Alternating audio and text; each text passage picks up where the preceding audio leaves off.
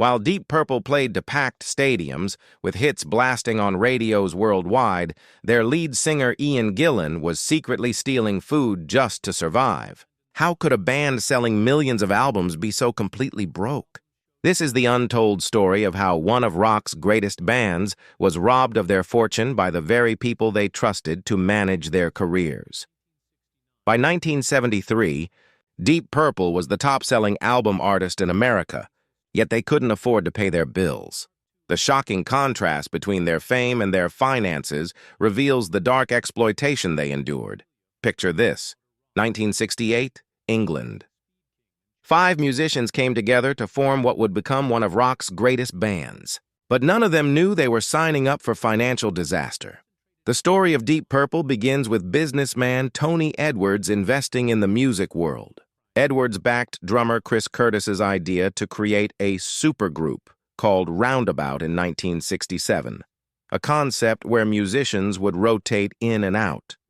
It was like building an impressive stage for musical innovation, but the musicians couldn't see the financial trap hidden beneath the floorboards.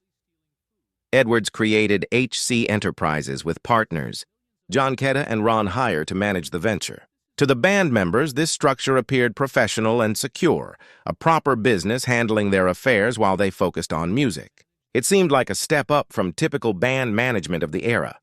In reality, they were entering a financial cage with golden bars. John Lord joined first on keyboards, followed by guitarist Ritchie Blackmore, bassist Nick Simper, vocalist Rod Evans, and drummer Ian Pace. This original lineup abandoned the Roundabout name for Deep Purple. Their early albums showed creative promise but modest sales, featuring psychedelic rock with classical influences. Everything changed in 1969 when Evans and Simper left, replaced by vocalist Ian Gillan and bassist Roger Glover. The Mark II lineup created their breakthrough album Deep Purple in Rock in 1970, abandoning psychedelia for harder, louder rock. Songs like Speed King and Child in Time connected with audiences in ways their earlier work hadn't.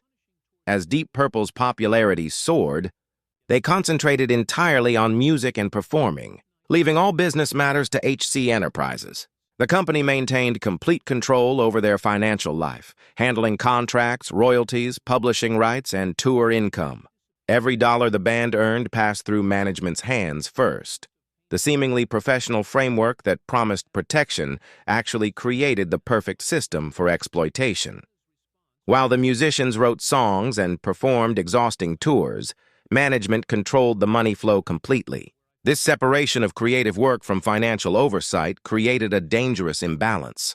The band had built their careers on a foundation they couldn't see, and that foundation was deliberately designed to divert their earnings away from them. By 1973, the contrast between Deep Purple's public success and private financial reality was staggering. Their albums were going platinum across the globe, while the band members were literally starving. Machine Head had sold over 9 million copies worldwide. Their live album in Japan was hitting platinum, and radio stations couldn't play Smoke on the Water enough times to satisfy listeners. Yet the actual creators of these anthems saw almost none of this success reach their bank accounts.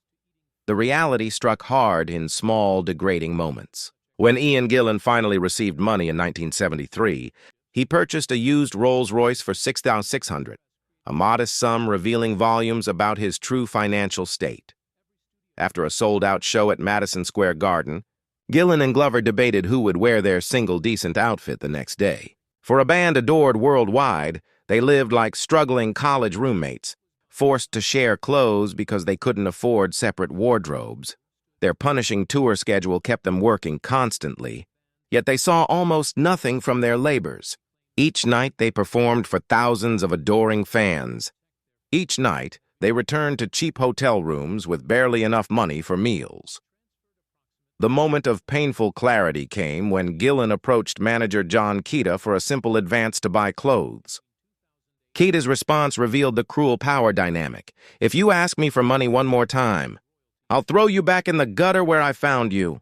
The arrangement worked perfectly for management, while Deep Purple survived on meager funds that barely covered necessities. HC Enterprises controlled every revenue stream: album royalties, merchandise sales, concert profits, all flowed directly to management accounts, with only small amounts trickling down to the musicians. Ian Gillan later revealed his desperation. He resorted to stealing dog biscuits just to have something to eat. The psychological weight of such exploitation affected everything, from personal relationships to creative output. Every dollar fans spent on Deep Purple's music, the band received pennies. By 1973, the pressures reached a breaking point. Ian Gillan left the band, followed by Roger Glover. Their departures fractured the classic lineup. Even replacements David Coverdale and Glenn Hughes, talented musicians, fell into the same financial trap. Despite playing to sold-out crowds, they struggled financially. By 1975, even Ritchie Blackmore abandoned ship. Relationships crumbled under the weight of financial pressure. Despite their massive commercial success, Deep Purple couldn't pay their own bills. Ian Gillan summed up the absurdity. The band had collapsed financially. I couldn't pay the wages. One of rock's biggest acts literally couldn't afford to continue. When Deep Purple disbanded, HC Enterprises maintained control of their catalog, generating income from the band's music long after the musicians walked away broke. Every radio play of Smoke on the Water filled management coffers while the creators received nothing. For nearly 3 decades, the band watched others profit from their life's work. Finally, in 2003, Ian Gillan, Roger Glover, John Lord, and Ian Pace filed a lawsuit against HC Enterprises and Deep Purple Overseas Limited, demanding unpaid royalties. The legal battle exposed a brazen theft by their long-trusted accountant, who had siphoned approximately $5.3 million from the band's royalties between 2008 and 2014. Justice came on April 30, 2019. When the accountant was sentenced to over 6 years in prison for fraud. Deep Purple's struggle didn't just affect their bank accounts, it transformed the music industry. Their fight prompted significant reforms in artist contracts, emphasizing transparency and fair compensation, becoming industry standards. As Ian Gillan reflected, "If you can ride through crap like that and come out the other side, you can cope with most things." This wasn't just about surviving financial hardship. It was about preserving artistic integrity. Their story stands as both a cautionary tale and inspiration, a reminder that when artists stand against exploitation, the ripples of their courage can reshape an entire industry.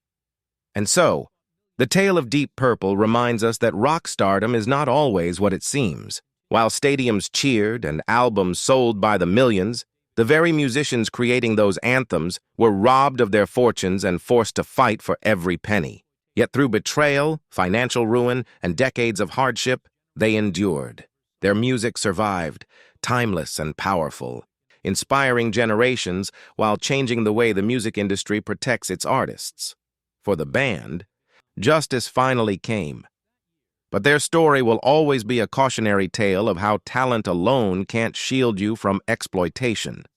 It's a story of resilience, of courage, and of the music that refuses to die. If you love uncovering the hidden struggles behind rock's biggest legends, hit that subscribe button and join us here at Southern Sounds. There's always another story waiting, another truth behind the hits.